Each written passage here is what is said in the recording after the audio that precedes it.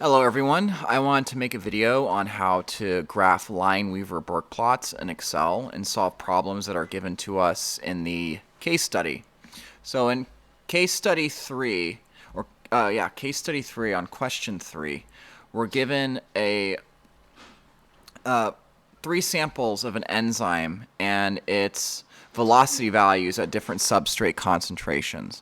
And what we're trying to figure out is which type of inhibitor is in each one of these samples.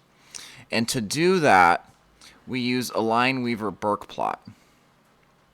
And if you remember from lecture 13, this value here, from a Lineweaver-Burk plot, we can see how the inhibitor changed the slope and the intercepts of the line, and we can determine from that what type of inhibitor is being used.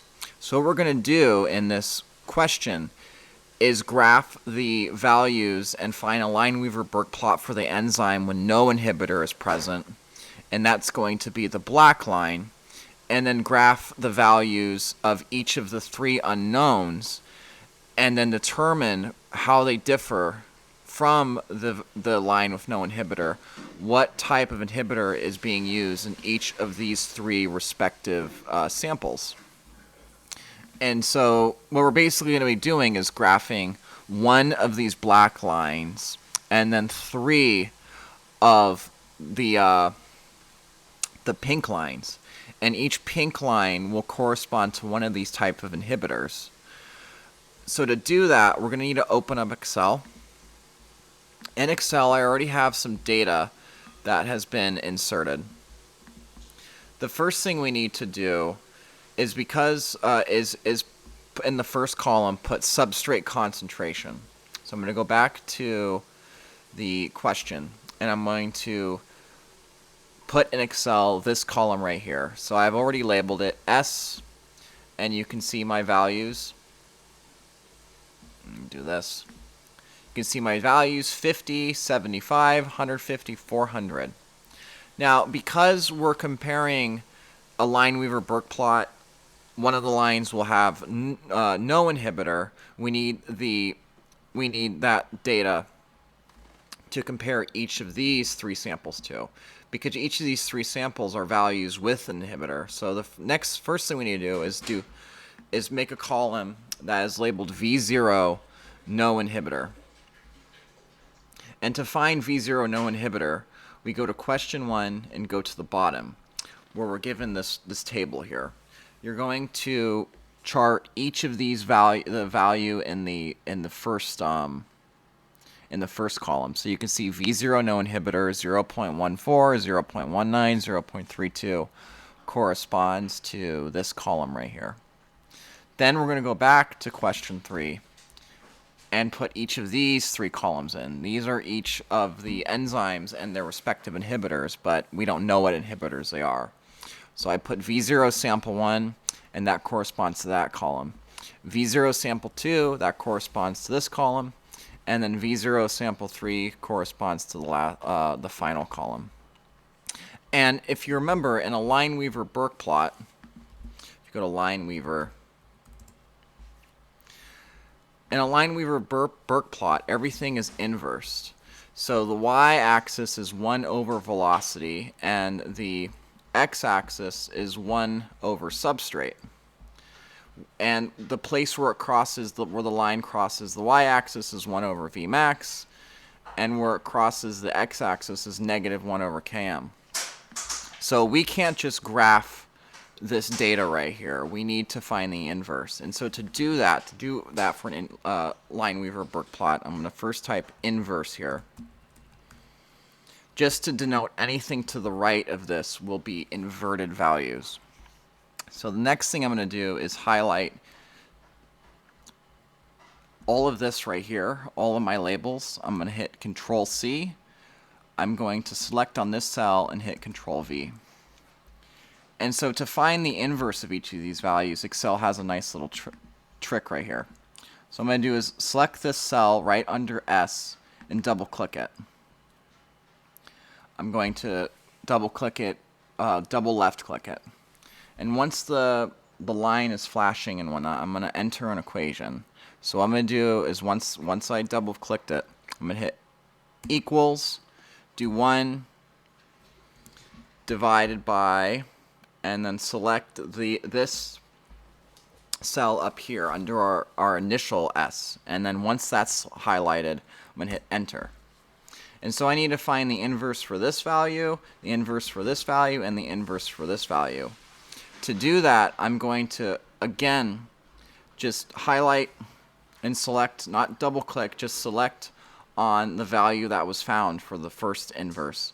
I'm going to go to the bottom right and hover over this little box right here. There's a little box, and a little cross should appear when you hover over that box. And so what you want to do is left click it and then hold it and drag down 1, 2, 3 cells. Once you've clicked and held down 3 cells, you're going to release. And that will give you the inverse value for this one, which corresponds to that. This cell, which corresponds to this value, inverse value, and this cell, which corresponds to this inverse value. And we can do the same thing for each of these columns from our initial data to find the inverse data. So again, I'm going to select this cell, double click it, hit equals, then type in 1 divided by, and then highlight the first cell under this initial column, which is 0.14. So I'm going to click it. Once I have clicked it, I'm going to hit enter. And then once I've hit entered, I'm going to highlight the new cell, select the new cell. I'm going to go to the bottom right where there's that little square, select it, click it, hold it while clicking it, and then dragging it down 3 more cells. And I'm going to do the same thing for each of these columns right here. So I'm going to select this cell, double click it, input equals 1 divided by this cell up here, hit enter. I'm going to highlight this cell, the new cell, go to the bottom right where the cross shows up. I'm going to click it and hold and then drag 1, 2, 3. And I'm going to do the same thing for the remaining ones. So I'm going to hit enters, do 1 divided by this value, hit enter, highlight the cell, go to the bottom right, click, hold, drag to the bottom. And then finally for the last one, sample 3, the inverse sample 3, I'm going to hit enter, do 1 divided by this cell up here, hit enter, highlight, go to the bottom right where the cross shows up and over that little box, click and hold, and then drag to the bottom. And there we go. These are all the inverse values, and these are the values that are going to be used to plot the Lineweaver-Burk plot. And so to actually get a graph, what we're going to do is I'm just going to select some random space in the to the right. And the next thing I'm going to do is go to insert. And once I have gone to insert, I'm going to go over to charts, this little area over here. I'm going to highlight over this little chart, which is insert scatter XY or bubble chart.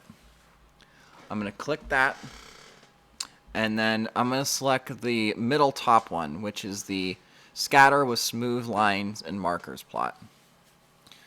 So once I have done that, I'm going to select that, and what you'll get is this big white box. So to actually get the stuff we need on there, I'm going to click on just any part of this white area, and something's going to come up in the menu called Chart Design. And in Chart Design, I'm going to want to hit this selection here called Select Data. I'm going to hit that. What you're going to get is this little box pop up. And once this box pops up, you're going to click on this area called Chart Data Range.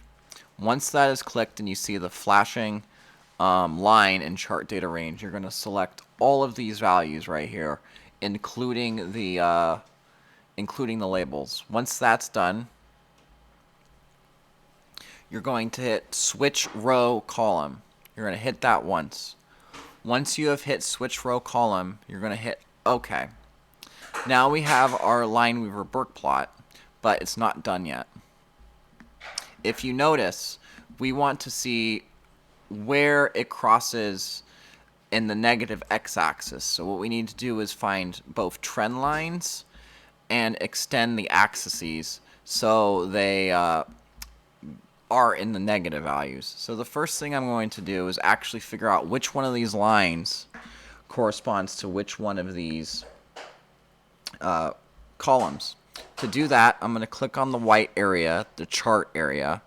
I'm going to left click it just once. I'm going to go to the plus, chart elements should highlight that, or just hover over it, select it, select chart elements, and then go to legend. And so what that tells me is the blue line is my enzyme, my V0, my enzyme with no inhibitor. The orange line is sample 1, the gray line sample 2, and the yellow line is sample 3. Okay. Now that is done, I'm going to actually format the axes. And to format the axes, what you want to do is hover over this vertical value axis and double click it. Or actually, don't do that. What you're going to do is select away just for a second. Just select somewhere randomly in your Excel book. Just highlight a cell. Once everything is set and done, everything looks good, you want to go over to the y-axis and hover over one of the values. You'll get something that shows vertical value axis. You're going to double left click. What you're going to have is something called format axis appear. What you're going to want to do is change the minimum value. In my case, I'm going to change it to -3. Hit enter, and that will reformat the axis so you get a negative value in there. The next thing I'm going to do is the same thing, is I'm going to click away, make sure everything's looking good, and then hover over one of the x axis values. I'm going to double click it, format axis should appear. Then I'm going to go to the minimum value and type in this case, I'm going to do -0.03. Another thing I'm going to do is, because I have a lot of extra space to the right here, is change my maximum to 0.023. I'm going to hit enter. Alright, there we go. We now have our axes correct, everything's looking good. The next thing we need to do is make a trend line for each of these lines themselves. So a linear trend line. And the linear trend line will show us where each of these respective lines crosses the x-axis. And I'll show you how to do that. Just make sure everything's working. Yes. Okay, to do that, what you're going to do is hover over the first line. You should have something, once you hover over it, it should come up, says series V0, no inhib, etc. You're going to click it. Once you click it, each of these points should light up, kind of be selected. Once that's done, you go to the top right here where it says chart elements. You're going to click it, and you're going to select trend line. And then we're going to do the same for each one of these different lines. So I'm going to click away. I'm going to highlight series V0 sample 1, just anywhere on this line. Click it once, make sure each of the points are highlighted. Go to the top right to chart elements, and then hit trend line. Again, I'm going to hover over the gray line now, click it, left click it once, go to chart elements, and then hit trend line. And then finally for the yellow one, I'm going to hover over the yellow one, select it, make sure all the points are highlighted, go to the top right to chart elements, select chart elements, and then hit trend line. Now we have our trend line. The next thing we need to do is actually extend the trend line so it goes through the x-axis. And to do that, it's pretty simple. What you're going to want to do is hover over the trend lines you just made. So you can see here for the blue one, I hover over it. It says series V0 no inhib trend line 1. I'm going to click it. Just click it once. To the right, what I'm going to do is go to this forecast section right here and go to backward. I'm going to input a value of 0.1. I'm going to hit enter. The other thing I'm going to do is find an equation, because that can be helpful for problems later down the road, or even in this problem if you want to do it numerically. You're going to want to hit display equation on chart.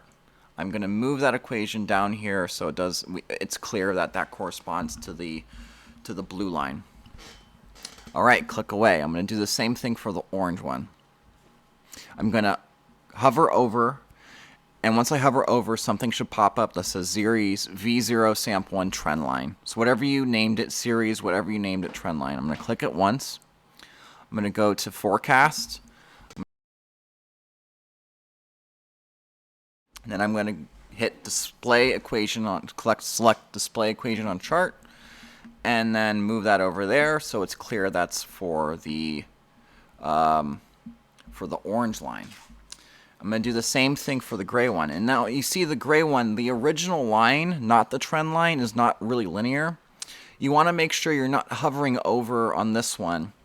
You're not hovering over the original line, you're hovering over the trend line. So you can see if I hover over the original line, it says series, whatever I named it, point, etc., etc., etc. If I go down a bit, it says series, what I named it, V0 samp1 trend line 1. I'm going to hit that. Again, I'm going to go to forecast, hit backward, 0.1. And then I'm going to hit display equation on chart and put that one over here.